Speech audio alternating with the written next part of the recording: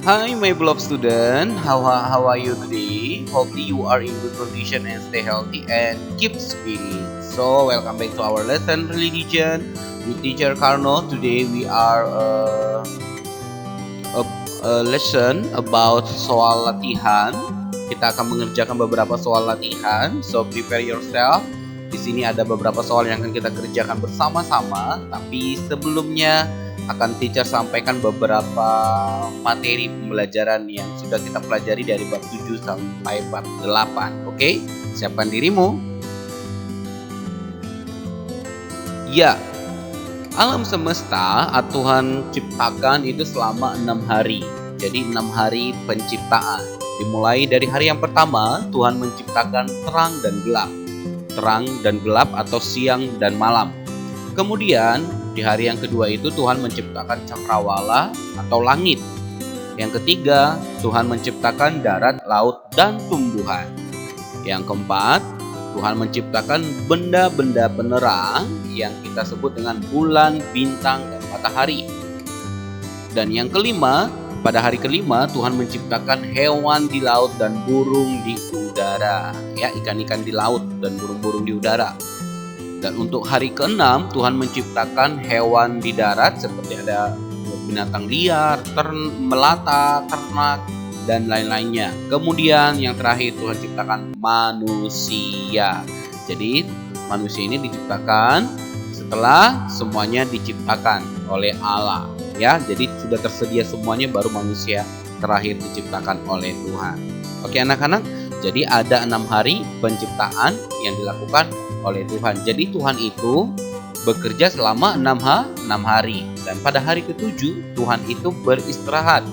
Setelah beristirahat, kemudian dia mengatakan bahwa semuanya yang diciptakannya itu baik, sehingga dia memberkati setiap pekerjaannya. Oke? Ya, di sini kita akan membahas sedikit tentang bagaimana asal-usul penciptaan manusia, asal-usul dibentuknya manusia. Kita sudah tahu bersama bahwa manusia pertama itu adalah laki-laki yang bernama Adam, dan manusia yang kedua adalah Hawa yang diciptakan dari tulang rusuk Adam sendiri ketika Adam sedang tertidur. Nah, sebelum manusia ini diciptakan, anak-anak, Tuhan terlebih dahulu membentuk atau menciptakan itu Taman Eden, yang namanya Eden, ya. Jadi Tuhan menempatkan manusia itu pertama sekali di Taman Eden. Di Taman Eden semua masih dalam keadaan kudus, diberkati oleh Tuhan. Ya, hewan liar, binatang buas itu masih berteman dengan manusia.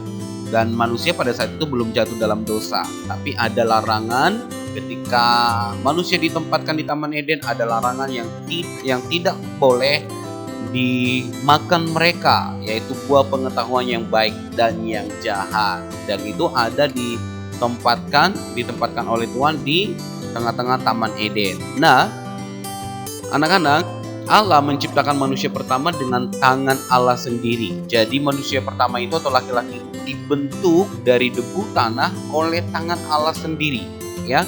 Kemudian untuk Hawa itu dibentuk dari tulang rusuk Adam, ya. Nah, anak-anak, yang untuk alam semesta sendiri Allah menciptakan dengan cara berfirman. Jadi beda ya, sangat jelas. Allah menciptakan manusia itu dengan tangannya sendiri, sedangkan untuk alam semesta, tumbuh-tumbuhan, hewan, burung, ikan, dan lain-lainnya itu dengan cara berfirman.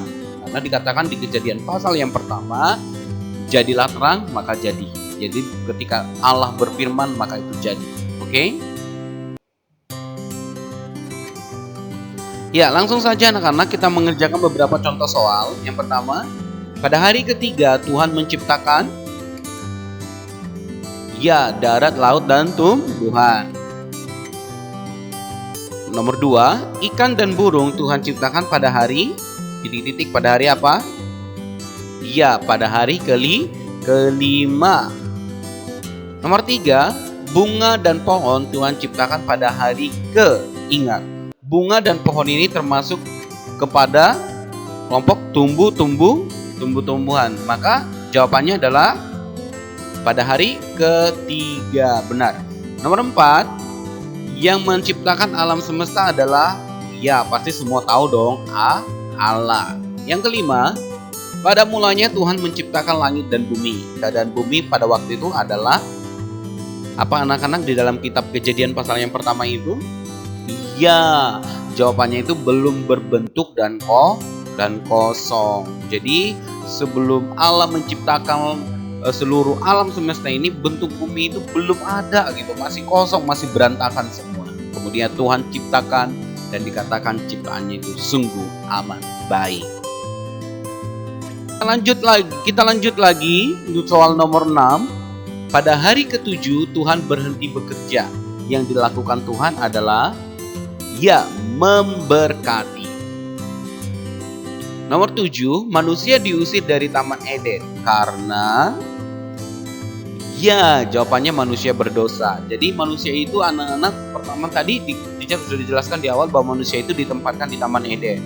Tapi ketika manusia melanggar larangan atau perintah Tuhan itu yang disebut dengan dosa, maka mereka diusir dari Taman Eden sehingga alam semesta pun tercemar ya. Alam terkutuk karena dosa manusia. Hewan juga terkutuk, manusia juga terkutuk karena dosa manusia. Nah, anak-anak, dosa itu artinya adalah pelanggaran akan firman Tuhan. Ya, nomor 8, ciptaan yang dapat menjadi makanan untuk manusia. Ya, tumbuhan dan hewan. Jadi ciptaan Tuhan yang dapat dimakan manusia itu adalah tumbuhan dan hewan. Tumbuh-tumbuhan itu seperti sayur-sayuran, itu termasuk tumbuh-tumbuhan, padi ya, itu buah pisang, apel, mangga dan lain-lainnya. Sedangkan hewan seperti ikan, sapi, ayam itu termasuk dalam golongan hewan. Oke anak-anak.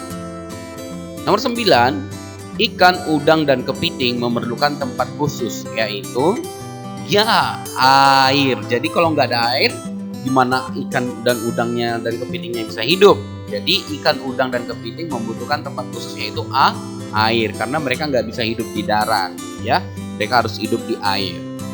Nomor 10 terakhir, tumbuhan dapat melakukan fotosintesis karena Tuhan menciptakan panas dari anak-anak. Fotosintesis ini artinya yaitu proses untuk tumbuhan melakukan yang disebut dengan pengolahan makanan, sehingga mereka membutuhkan energi panas dari matahari ya. Jadi di daunnya itu tumbuh-tumbuhan akan mengelola makanannya, mendapatkan sumber energi dari matahari. Oke, ada 10 soal yang sudah kita kerjakan bersama-sama. Jadi siapkan dirimu untuk UH yang pertama atau daily test yang pertama ya, agama Kristen.